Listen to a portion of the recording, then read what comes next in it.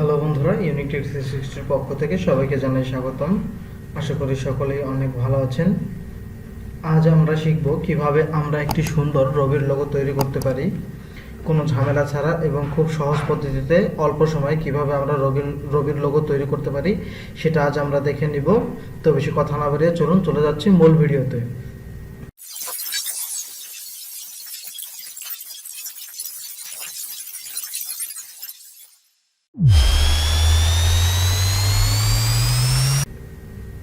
প্রথম আমরা Adobe Illustrator open করে নিব।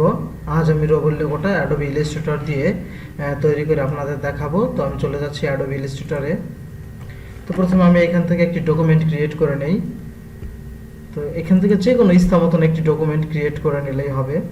এখানে কোনো নিয়ম নেই যে এই সাইজে ডকুমেন্ট ক্রিয়েট করতে হবে। তো আপনি আপনার ইচ্ছা মতন যে কোনো একটি ডকুমেন্ট এখান থেকে ক্রিয়েট করতে পারেন।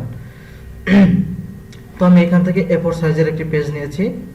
তো এখন হচ্ছে আমরা আমাদের রবির লোগোটি ক্রিয়েট করব। তো তার আগে আমরা একটি রবির লোগো নেট থেকে ডাউনলোড করে নিই, তাহলে আমাদের সুবিধা হবে। তো আমি এখানে লিখি রবি লোগো।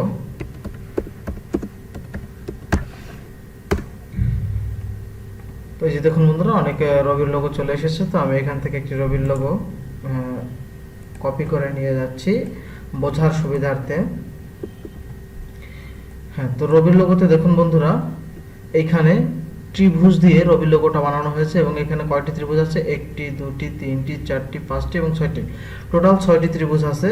তো 6টি ত্রিভুজ দিয়ে রবির লোগোটা তৈরি করা হয়েছে। তো আমরা প্রথমে হচ্ছে ত্রিভুজ নিব।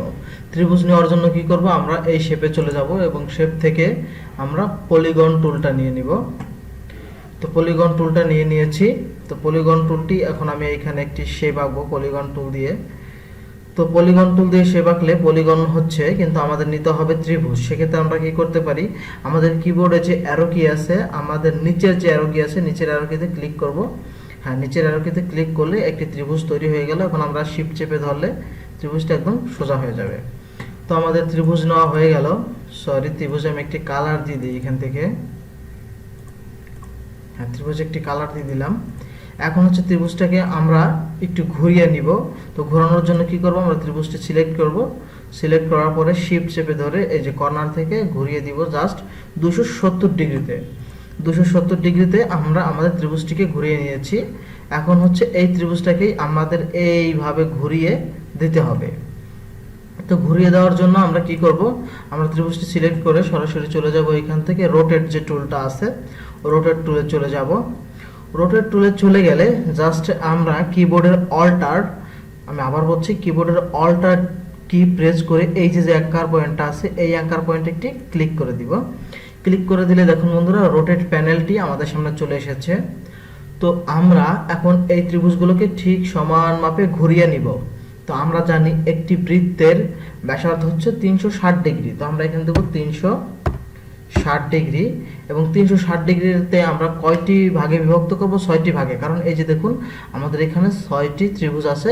তো আমরা 360 হচ্ছে বৃত্তকে ভাগ করব হচ্ছে 6টি ত্রিভুজ দিয়ে। তো আমরা এখান থেকে 6 দিয়ে দিলাম। 6 দিয়ে যদি আমি এখান থেকে কপি দেই, তো দেখুন এই যে বন্ধুরা একটি হয়ে গেছে।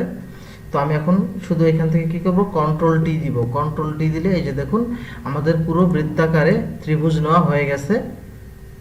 তো এখন হচ্ছে দেখুন বন্ধুরা যে এইখান থেকে একটি ত্রিভুজ উপরে চলে গেছে। তো এই ত্রিভুজটাকে যদি আমরা এই উপরে নিই, তাহলে আমাদের রবির লোগোর শেপ চলে আসবে। তো এই ত্রিভুজটাকে উপরে নেওয়ার জন্য আমরা কি করব? প্রথমে আমরা এখানে ত্রিভুজটাকে সিলেক্ট করব। সিলেক্ট করার পরে আমরা আবার চলে যাব রোটেট টুলে। রোটেট টুল থেকে আমরা এবার নেব রিফ্লেক্ট টুল, যেটা আছে আমরা রিফ্লেক্ট টুলটা নিব। রিফ্লেক্ট টুলটা সিলেক্ট করার পরে এই যে উপরে যে অ্যাঙ্কার পয়েন্টটা আছে, জাস্ট আমরা কিবোর্ডের অল্টার প্রেস করে এই অ্যাঙ্কার পয়েন্টে একটি ক্লিক করে দিব। ক্লিক করে দিলে দেখুন বন্ধুরা আমাদের এই ত্রিভুজটি বাইরে চলে এসেছে। তো এইখানে দেওয়া সিলেক্ট করা আছে ভার্টিক্যাল। তো আমরা ভার্টিক্যাল থেকে এখানে সিলেক্ট করে দেব হরিজন্টাল। সিলেক্ট করে দিয়ে আমরা ওকে করে দিব। তো এখন যদি দেখাই, দেখুন বন্ধুরা আমাদের পুরো রবির শেপে চলে এসেছে, রবির লোগোর শেপ চলে এসেছে। এখন আমাদের এটাকে যদি আমরা ত্রিভুজগুলোকে ডিফারেন্ট কালার দিয়ে দিই, তাহলে আমাদের রবির লোগো তৈরি হয়ে যাবে। তবে এখন কালার দেওয়ার জন্য হচ্ছে আমি এক একটা ত্রিভুজ সিলেক্ট করি এবং এখান থেকে আইড্রপার টুল দিয়ে আমি এখান থেকে কালার দিয়ে দিই। প্রথমটা দেওয়া হয়ে গেল এবং দ্বিতীয়টি আছে রেড কালার, একটু গাঢ় রেড কালার, তো আমি এখান থেকে দিয়ে দিলাম। তো তারপরেরটা আছে হচ্ছে বেগুনি কালার এবং একটি গ্রেডিয়েন্ট টাইপের কালার। তো আমি যদি এখন এই গ্রেডিয়েন্ট কালারটি তৈরি করতে যাই তো অনেক সময় লেগে যাবে, সেক্ষেত্রে আমি সলিড একটা কালার দিয়ে দিচ্ছি। আপনারা আপনাদের ইচ্ছা মতন এখানে গ্রেডিয়েন্ট কালার ইউজ করতে পারবেন। আমি একটি কালার দিয়ে দিলাম এখান থেকে। হ্যাঁ, তো তারপরে হচ্ছে অরেঞ্জ এবং ইয়েলো কালারের গ্রেডিয়েন্ট। তো আমি এখান থেকে আবার গ্রেডিয়েন্টটা তৈরি করছি না, আমি এখান থেকে একটি কালার দিয়ে দিচ্ছি। তো তারপরে একটা আছে অরেঞ্জ কালার, আমি এখান থেকে আবার অরেঞ্জ কালারটা দিয়ে দিই এবং একবার লাস্টে উপরেরটা আছে ইয়েলো কালার, তো আমি এখান থেকে ইয়েলো কালারটা দিয়ে দিলাম। তো এখন দেখুন বন্ধুরা, আমাদের রবির লোগোটি তৈরি হয়ে গেছে খুব সহজ পদ্ধতিতে। তো আপনারা এই সাধারণ প্রসেসটি ফলো করে খুব সুন্দরভাবে একটি রবির লোগো তৈরি করতে পারেন কোনো ঝামেলা ছাড়া এবং খুব অল্প সময়ে। তো এই ছিল আজকের ভিডিও। আশা করি বন্ধুরা ভিডিওটি আপনাদের ভালো লেগেছে। যদি ভিডিওটি ভালো লেগে থাকে তাহলে অবশ্যই ভিডিওতে একটি লাইক দিবেন এবং এমন সুন্দর সুন্দর ভিডিও পাওয়ার জন্য চ্যানেলটি সাবস্ক্রাইব করে রাখবেন এবং ভিডিও সম্পর্কিত কোনো প্রশ্ন থাকলে অবশ্যই আমাকে কমেন্ট বক্সে কমেন্ট করে জানাবেন। সকলে ভালো থাকুন, সুস্থ থাকুন, ধন্যবাদ সবাইকে।